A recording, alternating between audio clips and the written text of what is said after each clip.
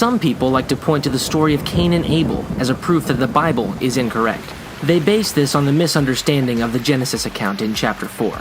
The Bible records the story of two of the sons of Adam and Eve. One son was named Abel and kept flocks, while the other son's name was Cain, and he worked the soil. God gave instruction to both men on how to bring an offering to him.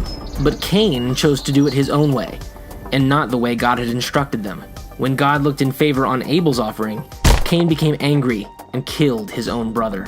But, as always, our sin is seen by God. What have you done? Your brother's blood cries out to me from the ground. God made the punishment fit the crime. The soil no longer produced for Cain, and he became a wanderer on the earth. My punishment is more than I can bear. Today you are driving me from the land, and I will be hidden from your presence. I will be a restless wanderer on earth, and whoever finds me will kill me.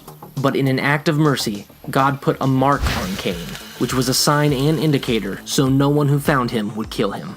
The Bible records that Cain then left there to go live in the land of Nod, east of Eden.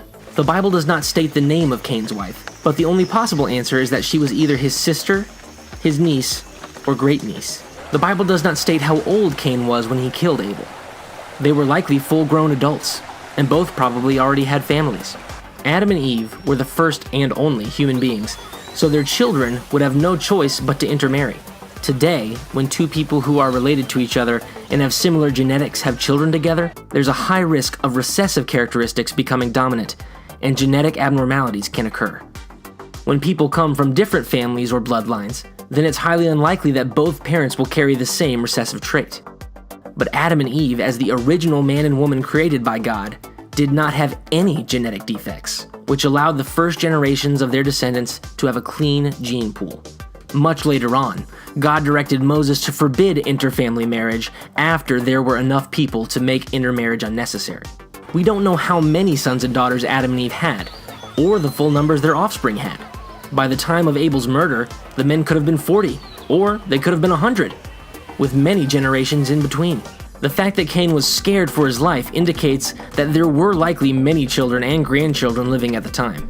Cain was rightly scared that one of the others might avenge Abel's killing. The Bible records that Cain went to live in the land of Nod east of Eden.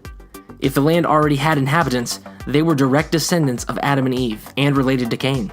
The Bible records that Cain began building a city, so it's also possible that Cain traveled to this area and established the city with his family.